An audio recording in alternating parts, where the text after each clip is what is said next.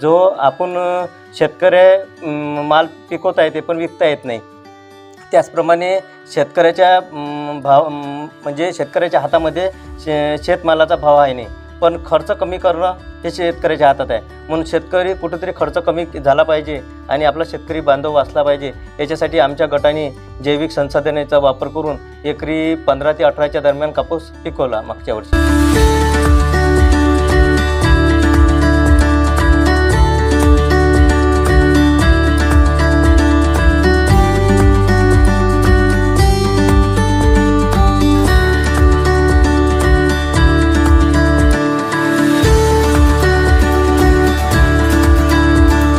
पाणी फाउंडेशनची एक टीम आली होती घोराड गावामध्ये.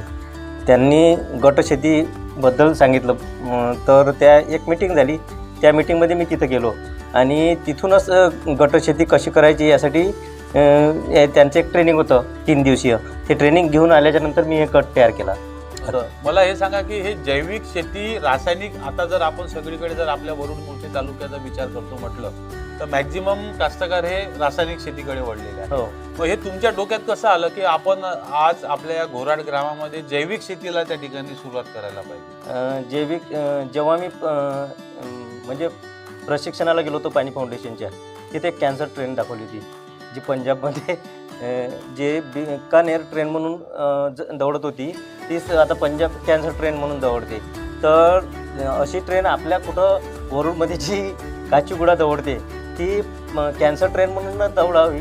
म्हणून याच्यासाठी मी म्हटलं की आपण जैविक पद्धतीनंच पूर्ण गट उभारायचा.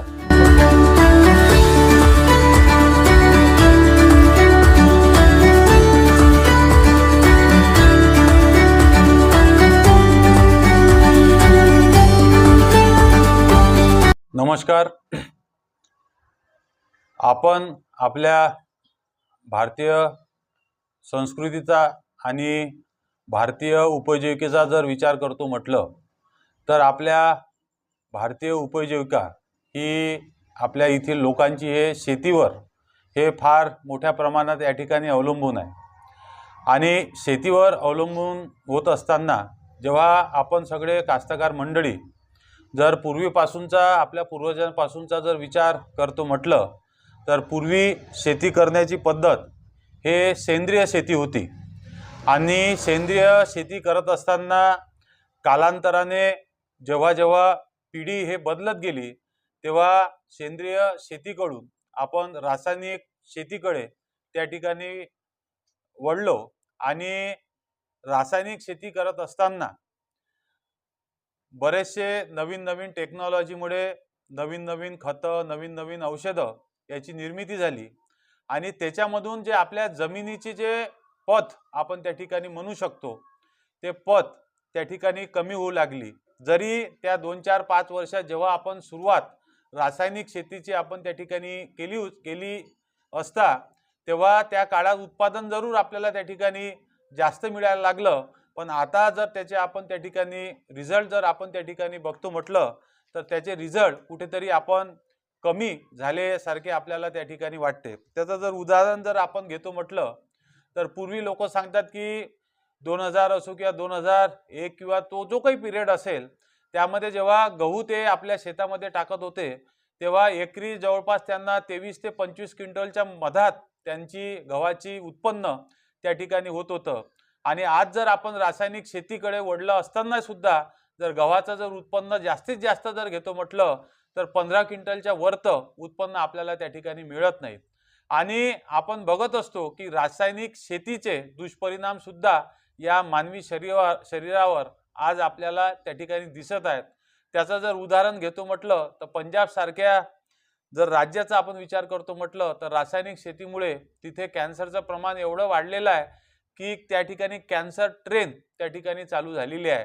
आणि या रासायनिक शेतीवर मात करण्यासाठी आणि कुठेतरी आपल्या जमिनीची पत सुधारण्यासाठी आता जे शासन आहे ते शासन आपल्या कास्तकारांना जैविक शेतीकडे वळण्यासाठी त्या ठिकाणी आग्रही त्या ठिकाणी दिसत आहेत.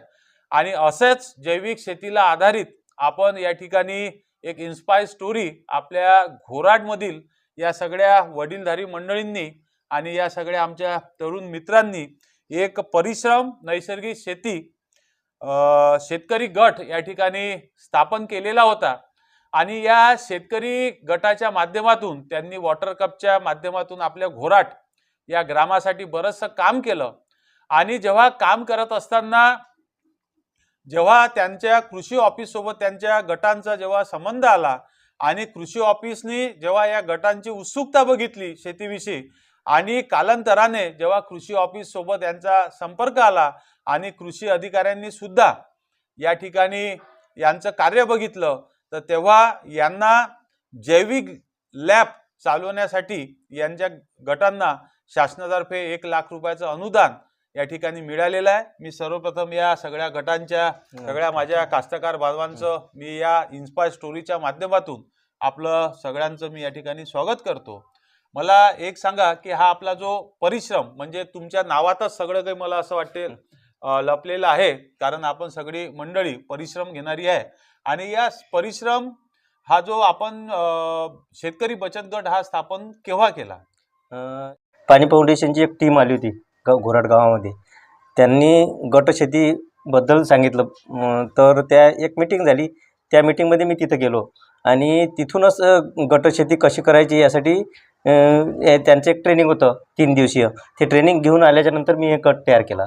अच्छा, मग गट तयार केल्यानंतर मग आपण जे सगळे जे काही तरुण मंडळी असो किंवा वडीलधारी मंडळी असो, हे सगळं हा गट स्थापन किती लोकांना मिळून तुम्ही हा घोराट ग्रामवासियांनी हा गट स्थापन गट तयार करायसाठी किमान 1.5 महिना लागला. अच्छा. हो, कारण की गट शेतीमध्ये कोणी यायला तयार नव्हतं. तर मग मी साखळी पद्धतीनं गट तयार केला माझा, म्हणजे त्याच्यात मतभेद व्हायला नको या कारणानं मी 2 जणांना निवडलं, त्यांनी अजून 2 जणांना निवडलं. म्हणजे गट घरातल्या घरातच एकामेकाचं चालत नाही, भावाभावाचं भांडणं होतात. तर गटात भांडणं कुठं झाले नाही पाहिजे यासाठी मग मी त्या साखळी पद्धतीनं आपलं गटाची बांधणी केली.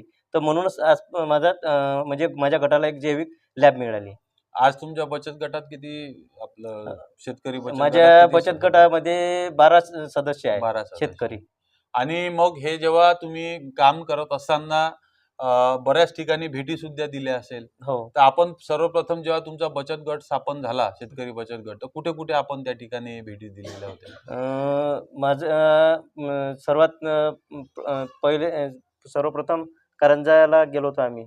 तिथं एक म्हणजे शेतकऱ्याचा एक मोठी जात सर्व शेतकरी आले होते आणि जे अधिकारी वर्गीय लोक आले होते त्यांना आमच्या गटाचे काय हे आहे, म्हणजे कसं आहे, कुठपर्यंत क्विंटल कापूस घेतला यांनी, म्हणजे जैविक शेती संसाधने वापरून रासायनिक कीटकनाशकाची न फवारणी करता यांना कापूस होऊ शकते.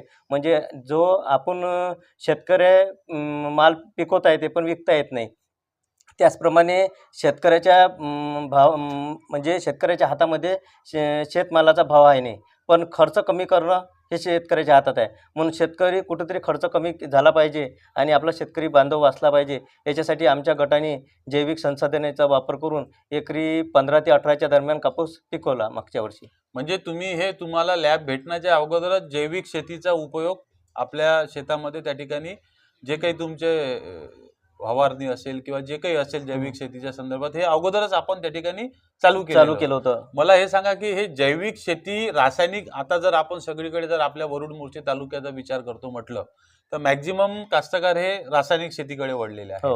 मग हे तुमच्या डोक्यात कसं आलं की आपण आज आपल्या या घोराट ग्रामामध्ये जैविक शेतीला त्या ठिकाणी सुरुवात करायला पाहिजे? जेव्हा मी म्हणजे प्रशिक्षणाला गेलो होतो पाणी फाउंडेशनच्या, तिथे एक कॅन्सर ट्रेन दाखवली होती, जी पंजाबमध्ये जे बिकानेर ट्रेन म्हणून दौडत होती, तीच आता पंजाब कॅन्सर ट्रेन म्हणून दौडते. तर अशी ट्रेन आपल्या कुठं वरुडमध्ये जी काचीगुडा दौडते ती कॅन्सर ट्रेन म्हणून न दौडावी, म्हणून याच्यासाठी मी म्हटलं की आपण जैविक पद्धतीनंच पूर्ण गट उभारायचा. मग त्याच्यासाठी जैविक शेती करणारे शेतकरी लागत होते. तर याच्यातले काही अर्धे लोक म्हणजे निगेटिव्ह थिंकिंग होते, अर्धे पॉझिटिव्ह होते. तर मग जशा आम्ही शास्त्रशुद्ध पद्धतीचा तिथं ज्या पाणी फाउंडेशनने सांगितल्या होत्या SOP शास्त्रशुद्ध पद्धती, तर त्या शास्त्रशुद्ध पद्धतीचा अवलंब करून आम्ही शेतीवर पावलं उचलली, तर जसे जसे त्याचे रिझल्ट दिसत गेले तसं तसं मग ह्या बाकीच्या शेतकऱ्यांचं जे निगेटिव्ह होते त्यांचा पण त्याच्यावर म्हणजे कल वाढला आणि अशा प्रकारे आम्ही जैविक शेतीमध्ये परिपूर्ण झालो. आता मागच्या वर्षीचं जर उदाहरण घेतो म्हटलं तर मागच्या वर्षी तुम्हाला एकरी कापूस पिकवण्यासाठी किती खर्च आला बियाणे सोडून, आणि खर्च आता असताना जे जैविक शेती केली तर जैविक शेतीमध्ये तुम्ही वर्षभर म्हणजे काय काय केलं ते आपण आपल्या सगळ्या कास्तकार बांधवांना या ठिकाणी सांगितलं पाहिजे. तर त्याच्यासाठी आम्हाला फक्त सुरुवातीला ट्रॅक्टरचा खर्च आणि बियाण्याचा खर्च आणि एकरी एक पोतं एवढंच आम्ही पर एकरी टाकलं. म्हणजे जो 1000 रुपये ट्रॅक्टरचा खर्च येतो, बियाण्याचा खर्च आणि रासायनिक खताचा, म्हणजे किमान 7-8 हजारापर्यंत मजुरीचा खर्च धरून निघणं आमच्या हातात नव्हतं. तर गटशेतीच्या माध्यमातून आम्ही 10,000पर्यंत 10-12 हजारापर्यंत सुरुवातीला खर्च केला आणि मग आलं कापूस वेचणीचं. तर त्या कापूस वेचणीच्या याच्यात मजुराच्या याच्यानुसार आम्हाला 20,000पर्यंत एकरी खर्च आला. एकरी? हो, एकरी. आणि एकरी तुम्हाला या जैविक शेतीच्या माध्यमातून मागच्या वर्षी किती कापूस झाला, उत्पन्न किती झालं? मागच्या वर्षी आम्हाला 15 ते 18च्या दरम्यान सर्वांना उत्पन्न मिळालं, सगळ्या तुमच्या 11-12 लोकांना. आणि जी शेती आम्ही रासायनिक पद्धतीनं त्याच्या मागच्या वर्षी करत होतो तर प्रत्येकी एकरी खर्च 45,000पर्यंत येत होता, 40 ते 45. म्हणजे जो मागच्या वर्षी रासायनिक शेती जे तुम्ही केली तर त्याला तुम्हाला एकरी जवळपास 40 ते 45,000 रुपये खर्च येत होता आणि उत्पन्न साधारण मला असं वाटतं की 10 ते 15च्या मधात उत्पन्न झालं असेल. आणि हेच मागच्या वर्षी जेव्हा तुम्ही जैविक शेतीला जेव्हा सुरुवात केली तर साधारण त्याचा खर्च अर्ध्यावर आला, म्हणजे 20 ते 25,000च्या मधात तुम्हाला एकरी खर्च आला आणि उत्पन्न सुद्धा तुमच्या अपेक्षेपेक्षा 15 क्विंटल त्या ठिकाणी झालं. आता जैविक शेती म्हणजे काय आणि जैविक शेतीमध्ये प्रामुख्यानं जर आपण कापसाचं जर उदाहरण घेतो म्हटलं तर तुम्ही काय काय वर्षभर त्या ठिकाणी करतात जैविक शेतीमध्ये? जैविक शेती म्हणजे सर्वप्रथम कापूस म्हणजे जैविक का पिकवायचा हा प्रश्न गटामध्ये निर्माण झाला होता. जैविकच का बा, जे आपण दररोज खाण्यामध्ये येऊन राहिलं आपल्याला सोयाबीनचं तेल, त्यामध्ये सरकीचं तेल मिक्स राहते, तर ते विषयुक्त तेल आपण दररोजच खात जातो आणि त्यामुळे आपल्याला कॅन्सरसारखा दुर्गम आजार होऊ शकतो. हे आम्हाला सर्वांना पटलं पहिले आणि आम्ही तसं एक ट्रायल बेस म्हणून केलं. पण त्याच प्रकारे यंदा आमचं वांगीसाठी नियोजन आहे. जे आपले आता आपल्या तालुक्यातले किंवा मोर्शी तालुक्यातले जे कास्तकार बांधव बघत आहेत, जर त्यांना यावर्षी जर कापसाचं जे तुम्ही सांगितलं की बाबा अर्ध्यावरती खर्च आलेला आहे आणि त्यांना यावर्षी जर कापसाचं आपल्या शेतामध्ये उत्पादन त्या ठिकाणी घ्यायचं असेल तर तुम्ही मागच्या वर्षी जैविक शेती मध्ये काय काय शेतीसाठी केलं ते? सर्वात प्रथम आम्ही बियाणं जे आपण मार्केटमधून बियाणं आणतो त्याची उगम क्षमता तपासून घेतली. उगम क्षमता तपासल्यामुळे आपल्याला एकरी किती बियाणं लागते हे कळलं. मग त्यानंतर आम्ही बीज प्रक्रिया केली. तर बीज प्रक्रिया याच्या अगोदर त्यांनी कंपनीनं केली आहे, डोळे झाकून आपण विश्वास ठेवत होतो. तर आम्ही आमच्या स्वतः जी जैविक कल्चर राहते, ॲझोटोबॅक्टर, PSB, KMB याची बीज प्रक्रिया करून, म्हणजे ह्या बीज प्रक्रिया करण्याच्या पाठीमागचा जो हेतू होता ते बियाण्याबरोबर जसं जमिनीमध्ये गेलं तसंच ते पाण्याच्या संपर्कात आणि मातीच्या ओलाव्याच्या संपर्कात आल्यानंतर तिचे जीवाणू ॲक्टिव्ह होऊन जे झाडाला नत्र आणि स्फुरद याची पूर्तता करते, ते आम्ही कल्चर लावलंच होतं. आता हे कल्चर किमान 1 महिन्यापर्यंत ते म्हणजे पिकावर कोणत्याच प्रकारचा रोग येऊ दिला नाही. आणि त्यानंतर जे 20-25व्या दिवशी आपण चिकट सापळे, पिवळे चिकट सापळे, निळे चिकट सापळे, त्याचबरोबर पक्षी थांबे, फेरोमोन ट्रॅप हे आम्ही तिथं वापर केला. दर 25 दिवसांनी फेरोमोन ट्रॅपमधल्या गोळ्या पलटवत गेलो. म्हणजे आणि तसेच चिकट सापळे असं करता करता त्यामध्ये दशपर्णी अर्क, निंबोळी अर्क, अमावस्या असली तर निंबोळी अर्क घ्यायचा. बाकीचं जे आहे जीवामृत झालं याची ड्रिंचिंग करणं, या अशा वेगवेगळ्या पद्धतीनं आम्ही म्हणजे एका हप्त्यामध्ये हे करायचं, दुसऱ्या हप्त्यामध्ये दशपर्णी मारायचं, तिसऱ्या हप्त्यामध्ये निंब अर्क आलटून पलटून हे फवारणी केल्याच्या मुळे आणि जो बोंडअळीचा सगळीकडे प्रादुर्भाव होतो कपाशीवर, आता फार्मर कप मध्ये आम्ही सहभागी असल्याकारणानं ते मार्क पडण्यासाठी 45 दिवसाच्या नंतर ट्रॅप लावणं गरजेचं होतं, म्हणजे त्याच्यावर आपल्याला मार्क पडते. ह्या भावनेनं आम्ही ट्रॅप लावले. परंतु यंदा जसं पोळ्यामध्ये अमावास्याला सर्वजण सतर्क राहतात की नाही, यावेळेस बोंडअळी जास्त प्रादुर्भाव होतो, त्या दिवशी फवारणी करतात. पण यावर्षी असं घडलं की त्याच्या अगोदरच एक अमावास्या येऊन गेली. तर त्या कारणानं आम्ही जे ट्रॅप लावले होते त्यामुळे आमच्या इथं बोंडअळीचे पतंग आढळलेच नाही. आणि जे बाकी शेतकरी जे रासायनिक पद्धतीने शेती करतात ते पोळ्याच्या अमावास्येवर बसले होते, त्या कारणानं त्यांच्या शेतामध्ये पहिलेच बोंडअळी येऊन गेली होती. तर आमच्या इथं तो फिरामेन ट्रॅपचा हा फरक पडला. आणि अशा प्रकारे अशा पद्धतीनुसार आम्ही चांगल्या पद्धतीनं कापसाच्या उत्पादनाकडे वळलो. आणि मग यांना हे सगळं करत असताना तुमच्या बचत गटाला निश्चितच तज्ज्ञाचं मार्गदर्शन त्या ठिकाणी लाभलं हो. असेल. तर तुम्हाला हे करत असताना जे जैविक शेतीकडे तुम्ही पाऊल टाकलं, तर तुम्हाला कोणाकोणाचं मार्गदर्शन त्या संदर्भात लाभलं? ह्या फार्मर कप मध्ये असताना आम्हाला दर बुधवारी शेतीशाळा होत होती. तिथं विद्यापीठाचे जे मोहिते सर आहे ते, तसेच बेदे सर होते, बुथे सर होते, पंडागडे सर होते, यांच्या वाघ सर होते. यांच्या मार्गदर्शन आम्हाला त्या वेळोवेळी दर झूम मीटिंगद्वारे होत होतं.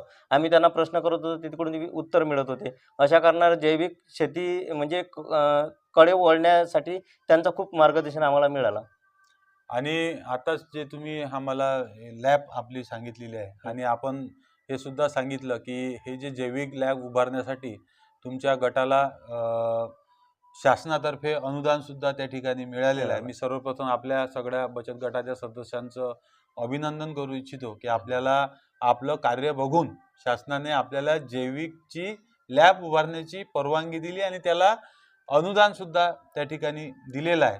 आता हे लॅब जेव्हा आपण उभारली, तर हे लॅब उभारताना आता आपण या लॅबमध्ये काय काय प्रोसेस आणि प्रक्रियामधून काय काय निर्मिती या ठिकाणी करणार आहे? ची सुरुवात झाली आहे आमची. आता वेगवेगळे व्हेरियंट एका लॅबमध्ये तयार होऊ शकत नाही असं शास्त्रज्ञांचं पण म्हणणं पडलं आहे आणि त्यानुसार आम्ही तिथं थांबलो. पण जसं ट्रायकोडर्माच्या विविध जाती आहेत, व्हर्जिनियम आता हे चालू आहे. तर अशा वेगवेगळे व्हेरियंट तयार करायचे हे आम्ही इथं ठरवलं आहे आता.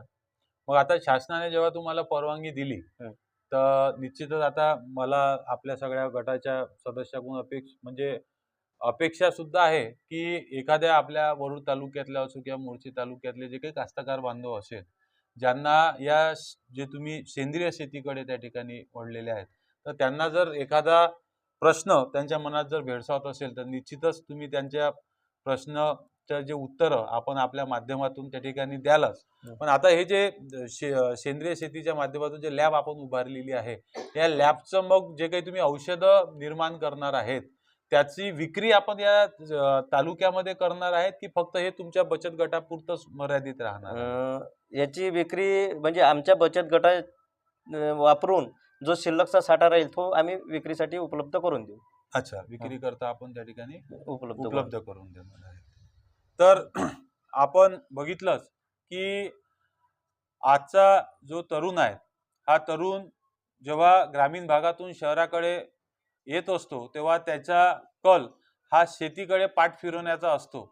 पण काही तरुण असे सुद्धा असतात की आपल्या मनाशी जिद्द बाळगून असतात आणि आपल्या गावामध्येच राहून आपल्या शेतीमध्ये नवीन नवीन तंत्रज्ञानाचा उपयोग करून आपल्या शेतीतलं उत्पन्न कमी खर्च होऊन कसं वाढवता येईल त्याकडे त्यांचा कल असतो. आणि या आपण घोराड ग्रामामध्ये जे आज या इन्स्पायर स्टोरीच्या माध्यमातून या परिश्रम बचत गटाची जर आपण या ठिकाणी परिश्रम जर बघितले, तर आपण उदाहरणार्थ फक्त एक कापसाचा एक या ठिकाणी विषय घेतला की जो रासायनिक मध्ये त्यांचा 40 ते 45,000 रुपये एकरी त्यांचा खर्च होत होता, तो या सेंद्रिय शेतीच्या माध्यमातून जवळपास 20 ते 25,000 रुपये म्हणजे अर्धावर्त खर्च त्यांचा आलेला आहे आणि उत्पन्न सुद्धा जवळपास 14 ते 15 क्विंटल त्या ठिकाणी झालेलं आहे.